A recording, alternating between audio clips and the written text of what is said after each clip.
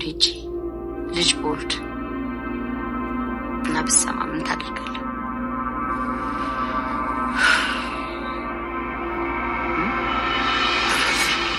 ግን አፍቅረሽ አታውቂ? አላውቃለሁ። ከምርሽም? አሁን ምግብ አፍቅሬ ያውቃለሁ። ቆይ አሁን ምግብ ይፈቀራል? እሺ ምግብ ስትበይ ታዲያ ለምን አላመነሽ? ቆይ ጓደኛው ምጥንና አትያትም እንጂ በትምህርቷ እንዴት ጎበዝ እንደሆነች አየሽ አይደል? በዛ ላይ እንዴት እንደተሸለመች ብዙ ጊዜ እርግጠኛ ሆንኩባቸው ነገሮች ሳይሳካ ባይሳካ ግን ይሰማሻል።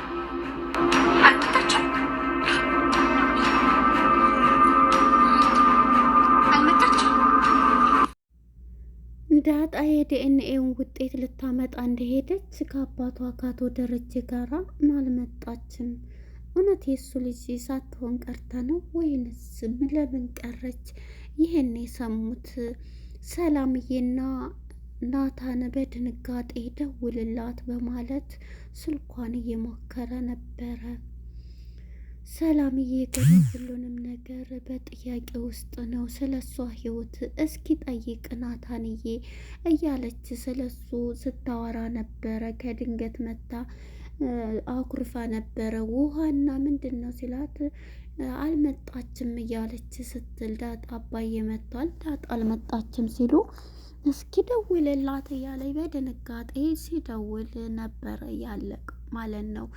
ወይዘሮ ማርታ አንቺ ከሌላ ሰው ብትወልጂ ምንድን ነው የምታስበው ስትለው እሱም የሆነ በቃ ሁሉም ነገር እያሳስበኝ ማለት የሰላም ጉዳይ የሰላምም አሁን ግን ሌላ አዲስ ማለት የዳጣ እንዴ የዳጣ ምን ያሳስበሃል እያለኝ ነው። አንቺ አሁን በሱ ደረጃ ሆነሽ እሷ የሌላ ሰው ማለት እኔ ብሆን ምን ታያለሻል እንዴ? ደረጀ የምን ሆነህ ነው? እኔ ባሌን እኮ የማምነው እንደዚህ ብሆን ቢፈጠር የሰው ልጅ እኮ በስህተት ቢፈጠር አላት። እሷ እኔስ ብሆን አንቺ ብትሆኝ ሲላት ቦታው ላይ ሰውን በጣም ከባድ ነው። አሁን ደግሞ አንተ ስትለው እፈታለሁኝ አለ እፈታታለሁ ብሎ ነበር። ግን እዚህ ጋር ቦታው ላይ ስትሆንና አሁን የምናወራው ወሬ በጣም ከባድ ነው እያለችው ነበረ ወይዘሮ ማርታ ማለት ነው። ጉዷን ያላየችው። ሰላም ጤና ይስጥልን ውድና የተከበራችሁ የቻናል ቤተሰቦች እንኳን ወደ ቻናል በሰላም መጣችሁ። ዳጣ ክፍል 24 ተለቀቀ። ወደ ክፍል 23 ስንመለስ እንግዲህ አቶ ደረጀና ዳጣ ወደ ሆስፒታል ዲኤንኤ ለማድረግ እየሄዱ ነበረ።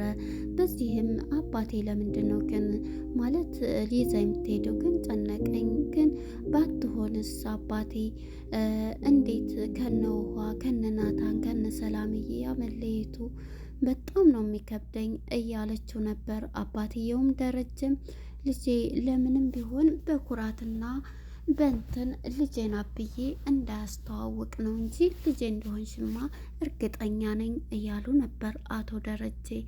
እና ታዲያ ልጄን አብለ ለሁሉም ልትናገር እህታቸው መሆናቸውን እያለች ነበረ ዳጣ ቶልቶሎ ሳበው እያለችው አባቷን አቶ ደረጀን ወደ ዲኤንኤ ቦታ ሆስፒታል እያመሩት።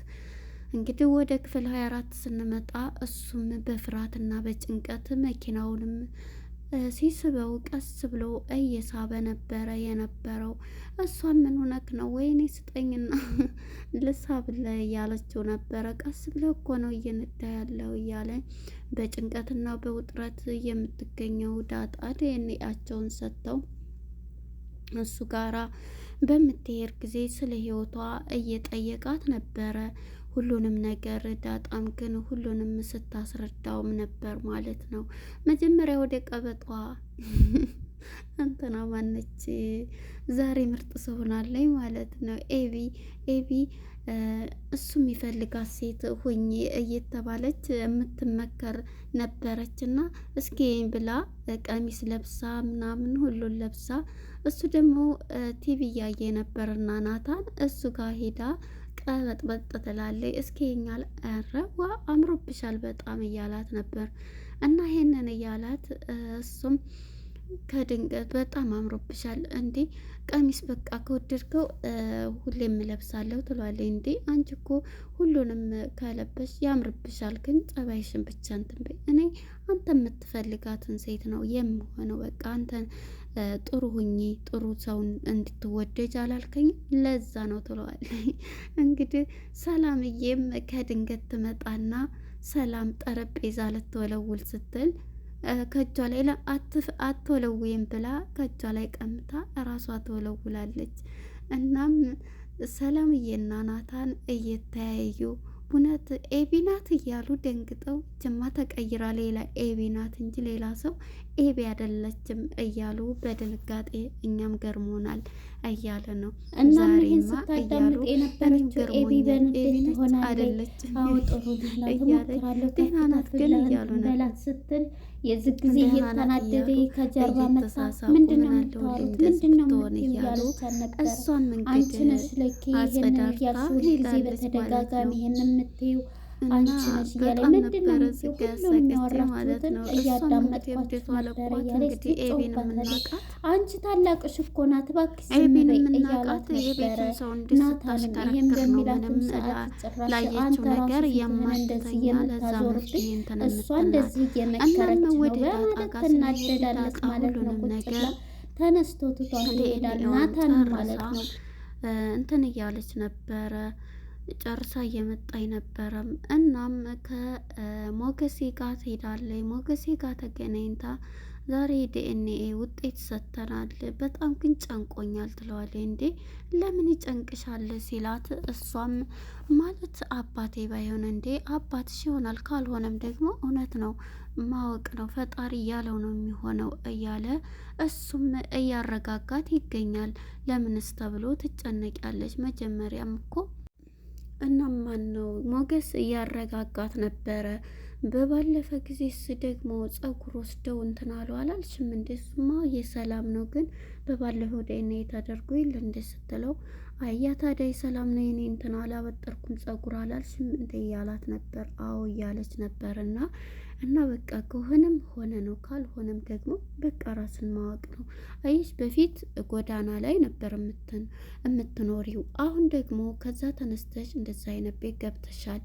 ደግሞ ነገ ጧት ደግሞ የት እንደምትወርቂ ከዚህ በታይም ከዚህ በላይም ልትሆኝ ትችላለች። ስለዚህ ምንም ማስጨነቅም መጨነቅም የለብሽም። ፈጣሪ ያለው ነው የሚሆነው። ራሱን አውቆ እኮ መሆን አለብሽ እያለ ምክር ይሰጣታል ማለት ነው። እሺ ያለች ምክሩን ትቀበላለች። ወደ ቀበጧ ኤቢ ስንመጣ ኤቢ እንግዲህ ቆሎ እየበላ ናታን ሳሎን ነበርና አብረን እስኪ እንሄድ ትለዋለች። መቼም ዛሬ ማለት ነው። እሺ ይላታል። በቃ አብረን በቃ እንትን ልበልና አንድ ላይ እንውጣም እንሄድበታለን ብላ እንግዲህ አማን የሚባል ልጅ ጋራ እሱ እንዳይላት ትፈልጋለች። አማን ደግሞ የናታን ጓደኛ ነው። በዛውም ተዛው ስትሄድ እንግዲህ እንሄድ ብላ ይዛው ስትሄድ እሱም አሁን እንደዚህ እንዳለን ያ ትምህርት ቤት የሚያስቸግረኝ ልጅ አለ፣ በጣም ቆንጆ ነው በጣም እንደዚህ ነሽ እያለ በጣም እንትን የሚለኛል የሚፎግረኝ። ስለዚህ እሱን እንትን ብል ቢያገኘን እያለች እየሄደች ነበረ ማለት ነው። እናም እሱም በጣም ገርሞት እንግዲህ እንዳታስጨርሽኝ እያለ እጁን ይዛው ማለት ነው እንግዲህ እየተጓዙ ነበረ ማለት ነው። ናታንና ኤቢ ማለት ነው እንግዲህ ከመንገድ ዳጣና ሞገስ አውርተው ተለያይተው ነበረ። ምክሩንም መክሯት ከሆነ ይሆናል፣ ካልሆነ ደግሞ እኔ አባት ሆንሻለሁ እያላት ነበር። አባት አንተ ነህ አባት የምትሆነኝ እንዴ? በወልድ እኮ አንቺን አደርሳለሁ እያላት ነበረ። እና እሷም ይሄን ተለይታ ትሄዳለች ማለት ነው። የዚህ ጊዜ እንግዲህ እሱም ይሄን ተለይቶ ስትሄድ ናታንና ኤቢ መስመር ላይ ይገናኛሉ። ተመልከታት ይች ዱርዬ እያለች ነበረ ስትል የነበረችው። የዚህ ጊዜ እንግዲህ እሱም ለምንድን ነው እንደዚህ እያላት ነበርና አንቺ አሁን የት ሄደሽ ነው? እኔማ ከሞገስ ጋር ነበርኩኝ እያለች ነበረ ዳጣ ማለት ነው። የዚህ ጊዜ አሁን እኛን እንትን ልትይ ነው ቀንተሽ ምን እያለች ነበርና የዚህ ጊዜ ናታንም ትናደድና ይቺ ኤቢ እንደዚህ ቁሞ ልትጅኔት ነው እያላት ይዋይህ ቦይ ፍሬንድ የለኝም እያለ የምትዋሸው እኮ አላት እያለች ስትለው ነበረ። ምንድን ነው የምትቀባጠሪው? እኔ ሞገስ ምርጥ ወንድሜ ነው ደግሞ ባለትዳር ነው ትላታለች። መጀመሪያ ቤዝ ምን አገባሽ እያለች ነበር። ናታን ተናደው ነበረ እና እንግዲህ በዚህ የተነሳ ተለያይተው ይሄዳሉ ማለት ነው። እንግዲህ ወደ አባቷ ስንሄድ ውጤት ሊያመጡ እየሄደው መጀመሪያ ወደ ውሃ ስንሄድ ውሃ ፈተናዋ 0 አምጥታለች። 0 አምጥታ እንዳትናገር እያለቻት ምጥን ደግሞ ምርጥ ውጤት አምጥታለች ማለት ነው። እና የሆነ ልጅ ደብዳቤ ጻፈልኝ ያንን ደብዳቤ ለማ እየሰጠኋ ምን የሚል ደብዳቤ እያለቻት ነበር። እኔ አላቅም ብቻ ሰጥቶኝ እናቴ ሰጠኋት ሳቀይና ሁለተኛ እንደዚህ እንዳታደርግ እያለች አለችኝ እያለች ተነግራታለች። እውነቷን ነው እኮ በማለት እንግዲህ ምጥን ትቻላለች ከውሃ እያስረዳቻት ነበረ ማለት ነው። በዚህ የተነሳ እንግዲህ ወደ ኤቢ ማነች ዳጣ ጋር ስንሄድ ዳጣና አባትየው እየሄዱ ነው የዲኤንኤ ውጤት ሊያመጡ ማለት ነው። በጣም በፍርሃት መጀመሪያ ወደ እናትየዋ ስንመጣ እናትየዋ በጣም እየጠየቀችው ነበረ ማለት ነው። እንተኛ እንደዚህ ነበርን እያለች ግን ምንድን ነው እንደዚህ ያሳሰበህ ነገር እያለኝ ነው። ምክንያቱም ውጤቱን የዲኤንኤ ውጤቱ አስጨንቆታል እና ምንም በቃ የሁሉም ነገር ሰላም ግን በቃ ሲሆን ትልትል ነው እምቢ አለች። እንግዲህ ልጁንም አላስተዋውቅም አለች። አሁን እንኳን የሱ አይደለም የዳጣ ጉዳይ እያለ ነበር። እንዴ የዳጣ ጉዳይ ታዲያ ምን እንትን አለ? አይ ሁልጊዜ እንደው ይሄን ሳስበው አንቺ ብትሆኚ ምን ታደርጊያለሽ ይላታል። እንግዲህ ወይዘሮ ማርታም እንዴ እኔ በሆንማ በጣም ከባድ ነው፣ በእርግጥ ከባድ ነው አንተ እኔ ባደርገው ምን ታደርጊያለሽ እያላት ነበር። እና እሱም እኔስ ብሆን ቢላት እሷም እኔ ብሆን ስትለው አንቺ ብትይዚ ከላ ሰው ምን ታደርጊያለሽ እያላት ነበር።